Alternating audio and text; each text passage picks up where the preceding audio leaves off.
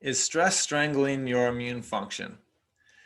We all have stress on some level. It's an ever-present companion in our lives, and the way that we modulate it goes a long way in determining our risk of infection, of autoimmune disease, of cancer, of all of the things that we don't want. And so tonight's call is going to cover the importance of stress and its role in immune function, and that trickles down to stress's impact on our antiviral defenses. And since early 2020, antiviral defenses have been a topic of much interest throughout the world, whether you're interested in natural ways to augment it or unnatural ways. But the important thing is when everyone's looking for solutions and strategies to improve their antiviral defenses, one that is right there is modulating stress, reducing stressors that we can reduce and modulating stressors that we can't eliminate. And so the reason the picture of someone being choked is relevant is because stress induces hypoxia, and hypoxia affects immune dysfunction. That's what we're going to cover tonight. But before we dive into that research, I want to remember things we've covered in recent weeks. And one of those things is that for decades, there's been study on how to use fear to promote health outcomes, whether those are healthy outcomes or negative outcomes. And the reason it's relevant tonight is because fear drives stress, right? If you're scared, anything that scares us, legitimately scares us, drives the stress response, right? Your heart starts racing.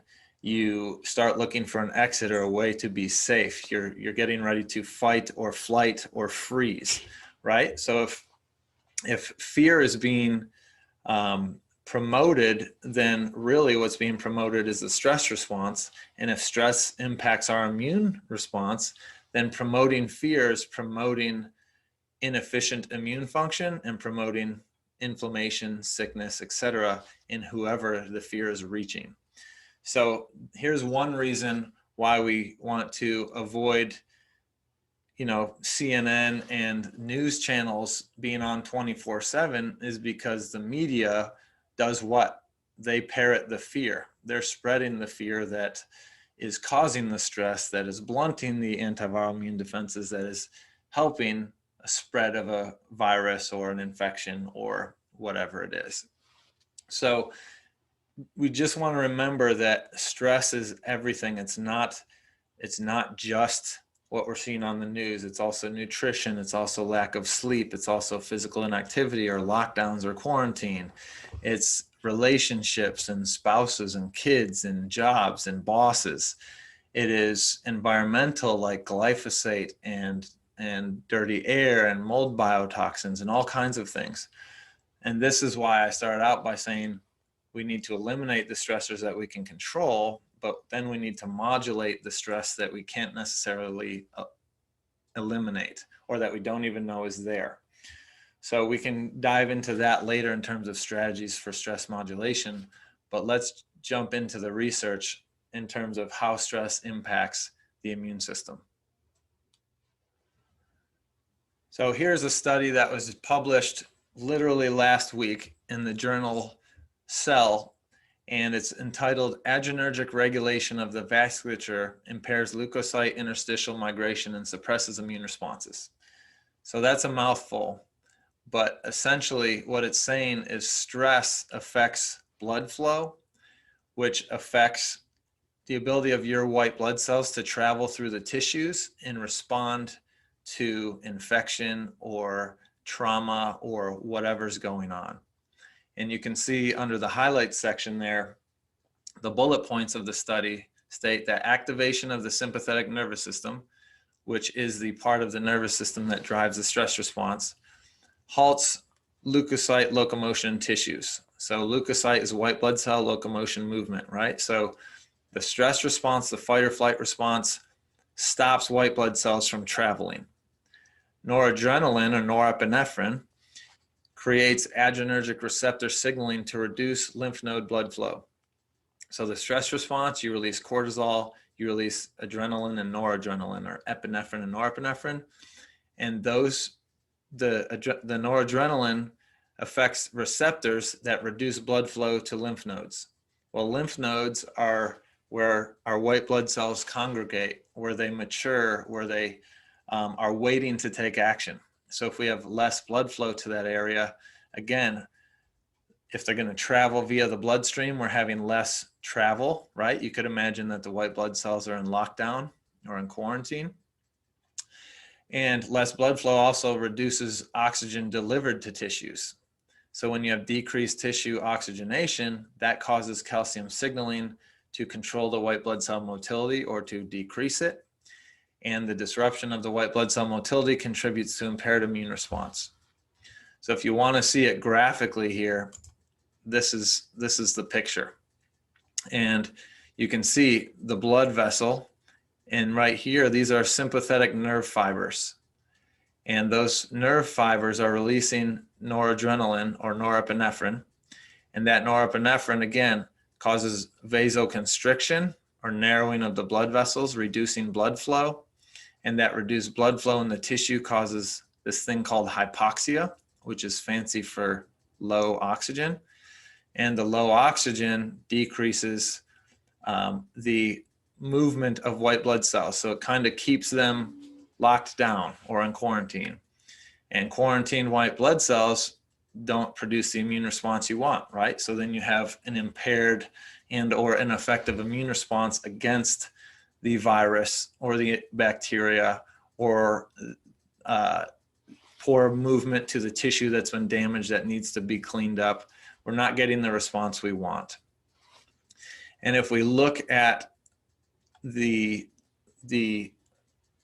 abstract, the words from the study, we find out more from a viral perspective. So let's look at that. So here's the abstract that I've highlighted for us. And it says, activation of the sympathetic nervous system in response to psychological or physical stress is frequently associated with weakened immunity, right? So whether or not you're watching the news and you're stressed out, or you fell down the stairs and that physical stress occurred, you're weakening your immunity. And the way that it's doing this is by inhibiting CD8 cells and CD4 cells, inhibiting their movement in the tissues. Well, CD8 positive white blood cells are called cytotoxic T lymphocytes. They are our main antiviral snipers from an adaptive immune response standpoint. CD4 cells include our Th1 response, which is the main antiviral response from the T helper cell subsets. So being stressed is blunting our antiviral defenses from an adaptive immune response standpoint or a T cell standpoint. And reduction of these cells, promotes impaired immunity. And the norepinephrine, that happens via the norepinephrine activating hypoxia via vasoconstriction, decreased blood flow. So decreased oxygen triggers poor white blood cell movement, poor immune response. And you can see right here that oxygen supplementation reversed these effects, they said. So if you give oxygen, whether that's through, say, hyperbaric oxygen or working proper breathing, that sort of thing, oxygenation of tissue reverses the impaired immune response and helps you respond better. What does that look like? Well, what's a way to deal with stress? Sit back and take a breath, right? It's awesome. We know it intuitively, but we don't put the pieces together because it's like, well, how could that work? But right here in the paper, stress drives hypoxia, oxygen reverses it. And we know intuitively when we're stressed out, we need to take a minute, we need to breathe, we need to calm down, right? Well, taking that minute is actually helping your immune response. So the last sentence that's underlined there says that norepinephrine impairs T cell responses induced in response to viral and parasitic infections, as well as anti-tumor responses. So chronic stress impairs the immune responses that protect you against virus, protect you against parasites, and protect you against cancer. So it would benefit us greatly to modulate our stress. It would benefit us greatly to prevent, garbage in, garbage out, right? If we're constantly in front of the news, hearing the fear and stress promoting content, then basically you're watching pro-viral, pro-tumor content. You may be creating those things in your body by impairing your immune system. Beside it affecting the immune system, hypoxia has been shown for years to be negatively impactful on multiple physiologic processes. This is a 2007 study showing that chronic intermittent hypoxia induces atherosclerosis. So heart disease can be a result, or cardiovascular disease can be a result of hypoxia. And this study is looking specifically at obstructive sleep apnea and the resultant hypoxia from that, or low oxygen from stopping breathing while you sleep, and its relationship to atherosclerosis. And in the presence of a diet-induced dyslipidemia, so in a diet that promotes high cholesterol, chronic intermittent hypoxia induces atherosclerosis at an even higher rate than someone with just obstructive sleep apnea and no poor diet. There's a 350-page book, or 310 pages, excuse me, all about hypoxia. And this graphic is in this book, and this is showing how sleep disordered breathing, so sleep apnea would be one, drives hypoxia, which promotes all of these poor outcomes, from clotting to increased sympathetic or stress response to insulin resistance to reduced nitric oxide, which affects blood flow, to oxidative stress or rust to systemic inflammation. So hypoxia drives inflammation. Those outcomes from a cardiovascular standpoint could lead to arrhythmia via multiple mechanisms. Lack of oxygen to the heart muscle, lack of oxygen because of endothelial dysfunction, remodeling of the heart, electrical issues with the heart, atherosclerosis, and overall changes in blood flow. So hypoxia is a big deal. Another area, that it plays a role is in head injury. If you have head injury, if you have stroke, hypoxia is a big reason for the neurologic damage associated with those things. And so this study is showing that vitamin D prevents hypoxia, reoxygenation induced damage. So hypoxia is a big deal above and beyond the immune system, but we want to focus on it with the immune system tonight, because the immune system is what's front of mind in society right now. And so I want to go to this letter that was sent by a former Gates Foundation virologist and vaccine expert, trying to raise a red flag about the current vaccines being put out for COVID. And you can go read this. We've talked about this. We've shared it amongst the group. So I recommend you read the whole thing, but I want to just dive into a couple of things he says about immune function here. And so, one of the alarms he's raising is that when you receive the vaccine, the Moderna and the Pfizer mRNA vaccines are what they contain is the spike protein, and the spike protein of the coronavirus is what allows our immune system to recognize it and attack it. And so by getting the vaccine, their hope is to induce pathogen-specific antibodies to the S protein on the virus. And by recognizing that S protein, our T cells can more quickly recognize it, bind it, and eliminate it. Okay.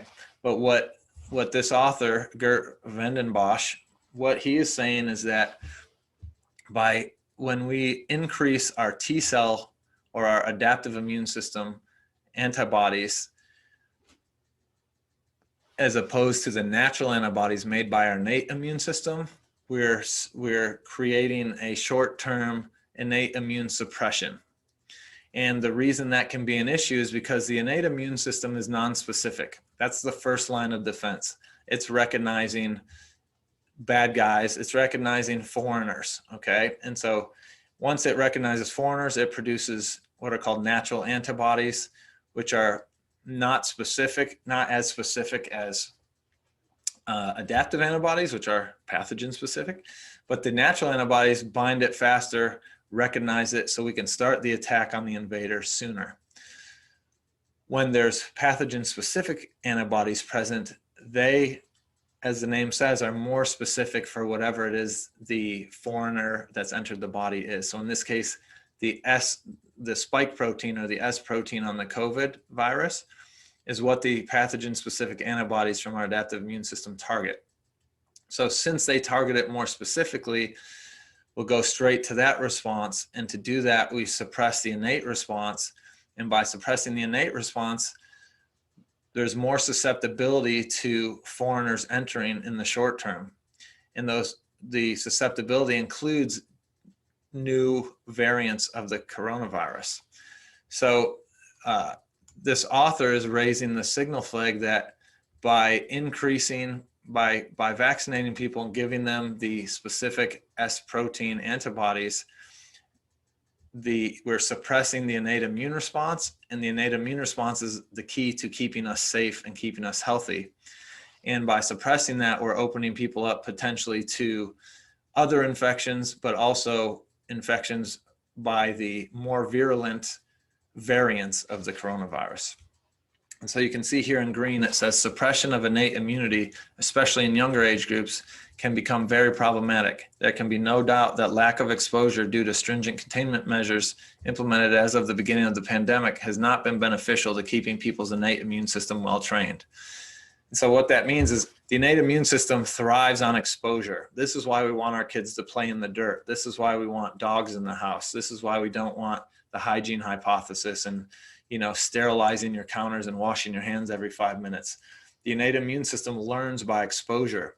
So if we lock down, quarantine, wipe down, wash our hands, don't touch people, don't hug, never go out in public, the innate immune system isn't being exposed, isn't being trained, so to speak, isn't working its muscles.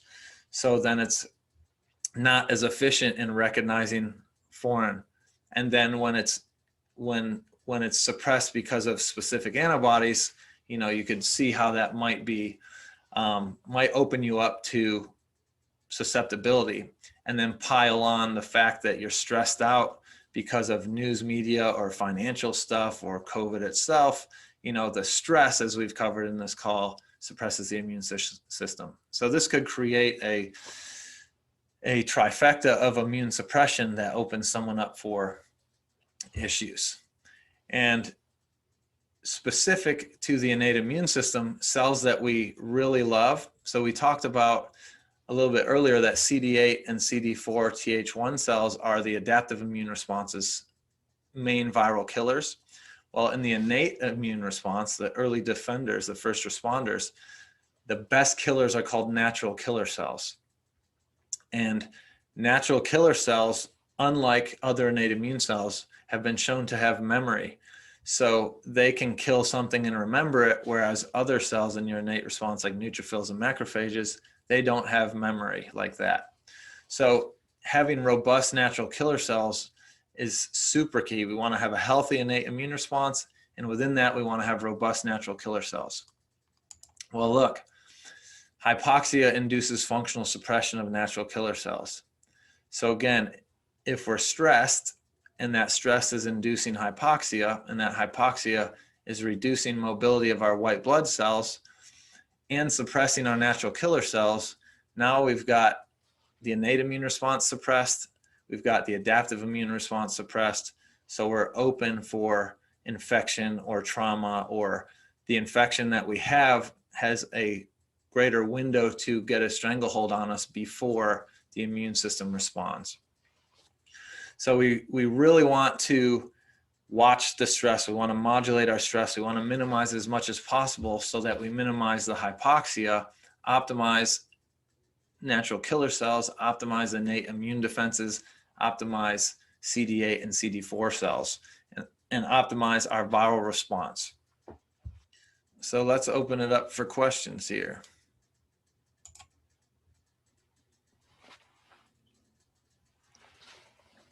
You'll have to unmute yourself. You know what I want to know? Because you talked about this when we were messaging is um, there are ways to support our NK cells. You were talking about some herbal ways that we can do that. Yeah. So I'm so interested in that because, and I guess too is, do you try to support that if you are trying to live, your functional medicine life well, and then you get stressed out and you're stressed out? Is that when we do it, or should we do it all the time? I guess that's my question. Yeah, it's a great question. And really the answer is yes. My bias is that we want to optimize them first by our lifestyle, right? And so in last week's video, I kind of did the summary of all the COVID videos I've made this far, and we covered how you can use nutrition to optimize your immune response. We covered physical activity. We covered all the different things you can do. And so those remember, principles over pandemic. So the same principles that are going to create health are also promoting optimal natural killer cells, whether or not you realize it, right? So all of those things matter. And more specifically to tonight's call is the stress part, right? Eliminating stressors we can eliminate, modulating the stress we can modulate. And so that could look like a bunch of different things for different people, right? That could mean leaving a job. That could mean getting more sleep. That could mean, moving away from a farm that sprays glyphosate all the time next door to you. So those things vary depending on the person. We want to optimize that, but then specific natural things that promote natural killer cell function. One of the best is astragalus, the herb astragalus. Elderberry can do it, vitamin C, andrographis. There's a bunch of different natural things that can promote natural killer cell function. That's good. I mean, and then I can ask you specifically about me, like if those things would be okay for autoimmune too, because I know I'm not supposed to take elderberry, but yeah. So for you and for autoimmune patients, elderberry can promote cytokine storm. At least in the literature, they've done it in a lab. If you look at real life, it's very, very hard to do, and the risk is probably low. But because the risk is there, I wouldn't. Astragalus is as good or better than elderberry in my opinion, without the risk there. So an autoimmune patient, I would say don't use elderberry, use astragalus. It's better at the natural killer cell part specifically. So yeah, no reason to use elderberry for an autoimmune patient with astragalus available. Okay. And so you think it's good probably to take it all the time? No. I think it's good to live the healthy lifestyle. And then the part where you had said, okay, what if we're knocked down because of a period in our life? Holidays is a good one, right? We stay up late. We might slack off on the diet. We probably aren't exercising as much as typical. Maybe we're traveling. Okay. If all of those things are hitting you and you've got that increased stress, then perhaps, during that period you do this for a protective measure. That makes the most sense. Yeah. Yep. Okay. Thank you. Mm-hmm. Karen, you're not freaking out like you thought you would. Yeah, I'm not freaking out like I thought I was. Good. Yeah.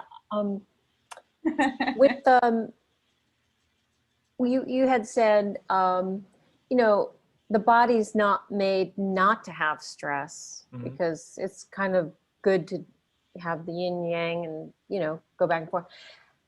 Is there some kind of way, because it's so individual, that you can kind of get to the point, and it's like exercise. If you're living in constant stress or you're under a state of stress, you almost don't know what the threshold is anymore because you're living more on the other side of the fence.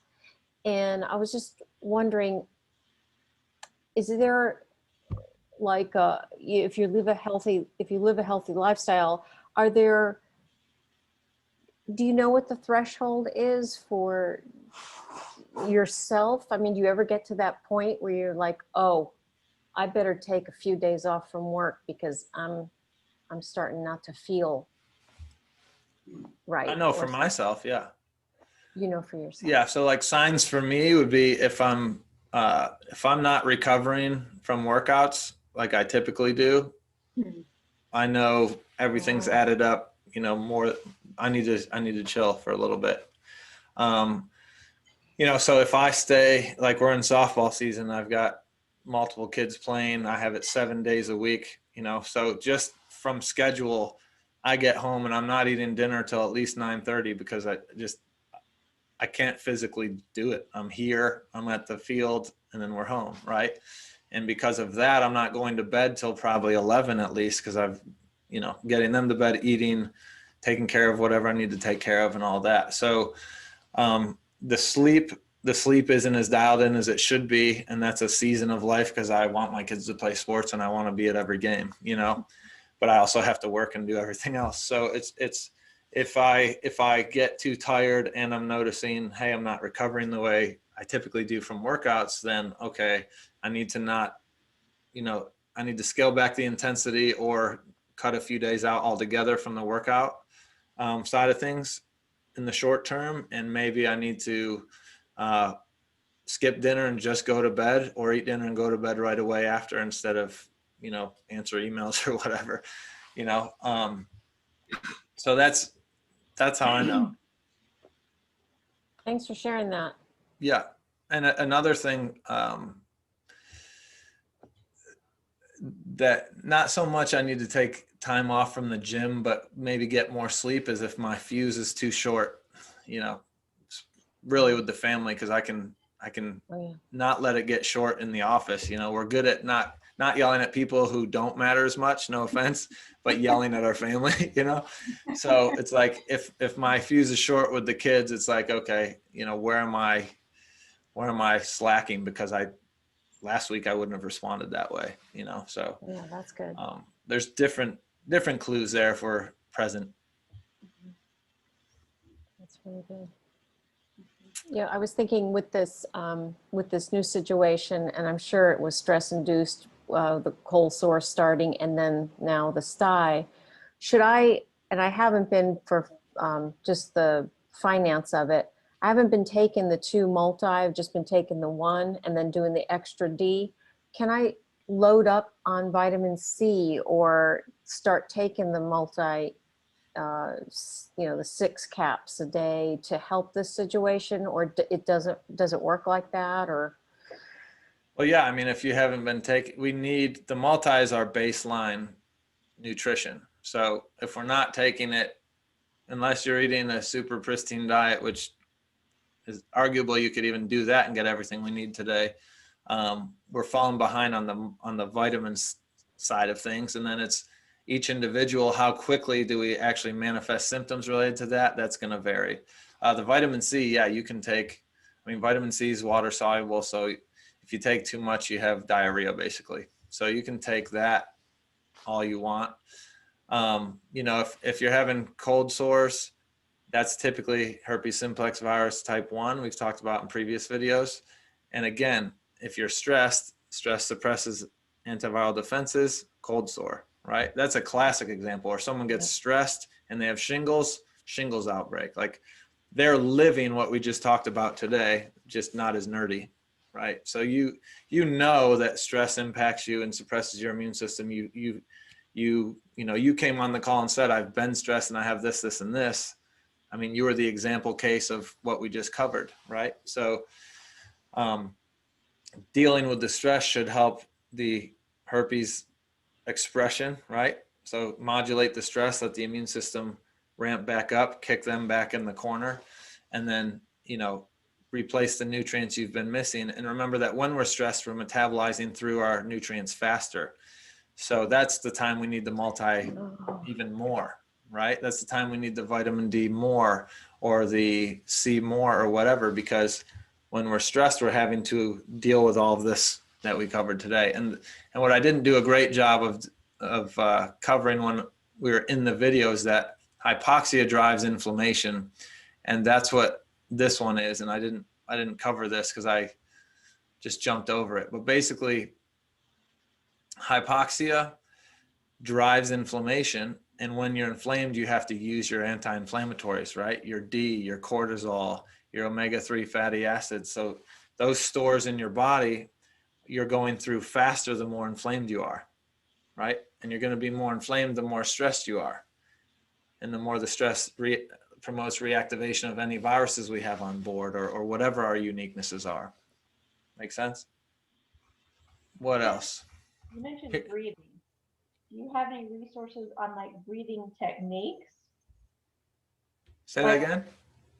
So for breathing, you said, just stop and take a breath, and that helps reduce your stress. Yep. Someone had sent me a link. I don't have my phone in front of me right now, but it was a professor at Stanford that has some breathing techniques that you can do, and they'll kind of help bring down your stress levels, or that you can do as you're meditating. And I know in my plan, breathing, I think there were some breathing exercises there. Do you have any resources or people to kind of go and look at for breathing techniques that might? I mean, there's unlimited numbers of people who have all their own. I mean, Wim Hof is really popular right now. He's teaching breathing and cold showers, so it's kind of like, what's your flavor of the week with the breathing. But what I put in your plan is, one strategy is the 6-2-6 method. So you inhale 6 seconds, hold for 2, exhale for 6. And really, I would adjust that to inhale 4, hold 2, exhale 8. It's going 1-to-2 ratio, inhale to exhale. You want to exhale longer because that's the parasympathetic side of the autonomic nervous system, of the breath. The inhale is the sympathetic side, which is the stress side. So you want to exhale longer. So inhale through the nose for a 4 count, hold for a 2 count, exhale through the mouth for an 8 count, or even longer, whatever, go for the 1-to-2 ratio there. And when you're breathing, we pretty much, all of us breathe wrong unless we're intentionally trying to correct that, because sitting and stress and all of that makes us chest breathers. So we all breathe too shallow, and we all breathe up here. We should be breathing through our diaphragm, which is like through our belly button, right? But society says, don't let your gut stick out, right? Hold it in, breathe up here, because it's not, it's not sexy or whatever. But proper breathing is through the diaphragm. So you're trying to push your diaphragm down into your pelvic floor and fill your abdomen as much as possible with air. And the last thing that should move on your breath is, once your belly's all full, the end is, there's a little bit of rise to the rib cage, but most of it should be your belly expanding and then exhaling that way. And so again, driving the diaphragm up and down is parasympathetic, has all kinds of benefits to blood flow and lymph and all of that stuff. So whatever strategy or whoever's name is on the breathing that you end up doing, it's really about diaphragmatic, longer on the exhale, because those are the parasympathetic, the stress opposition parts of the breath. I absolutely love that technique. It is so good. Yeah. The diaphragmatic breathing that you put in my plan. Yeah. It's amazing. And, I was so religious about doing it every single day. And I've gotten away from it a little bit because we've gotten busier. But then all I do is crave it, because it's amazing. And of course, me being hypoxic anyway, it's incredible. Well, and here's something, since you threw that in, like, the reason I put the study in here is because it's showing us there's actually physiologic hypoxia, which is normal, okay? And then there's pathologic hypoxia. And physiologic hypoxia actually helps regulate the immune system too. So if you're hypoxic, when you're hypoxic or lacking oxygen, that results in the release of this thing called hypoxia-inducible factor 1 alpha, which drives inflammation and all the bad stuff. If we have physiologic levels, then we have enzymes called hydroxylases that prevent the HIF-1 alpha production. And so the level of oxygen in the tissue and the level of hydroxylases helps the immune system understand, should I move, should I not move? So, you know, there's normal levels of hypoxia, which would be physiologic, and it's helping regulate body tissues, but it's when we go pathologic hypoxia, that's the issue. So, you know, sleep apnea or stress driving, you know, norepinephrine induced hypoxia. If you have iron deficiency, that's hypoxia. If you live at altitude, you know, well, less likely if you live because you adapt, but if like Jen and Scott went to Arizona recently and hiked up a mountain, well, that was probably an altitude they're not used to in Ohio. That's a short-term hypoxia for them until they adapt. And by the time they adapt, they're probably back in Ohio, you know? So, you know, one question you ask an MS patient or anyone that has a flare, but, you know, if you're thinking about a hypoxic stimulus would be, have you traveled to altitude lately, right? Or do you have an iron deficiency? Or are you super stressed? Because all of those can drive hypoxia, which then drive immune imbalance. And if it's autoimmune, that could result in a flare there. So, you know, like most of the things in our body, it's not black and white in terms of you have hypoxia or you don't. It's that gray area of, well, there's a healthy amount, there's physiologic hypoxia, just like there's physiologic inflammation. We shouldn't have zero inflammation. Just like there's physiologic stress, Karen, it's called eustress or good stress. It's kind of like working that muscle. It's the distress that we don't want, okay? It's the pathologic hypoxia that we don't want. It's the pathologic inflammation that we don't want.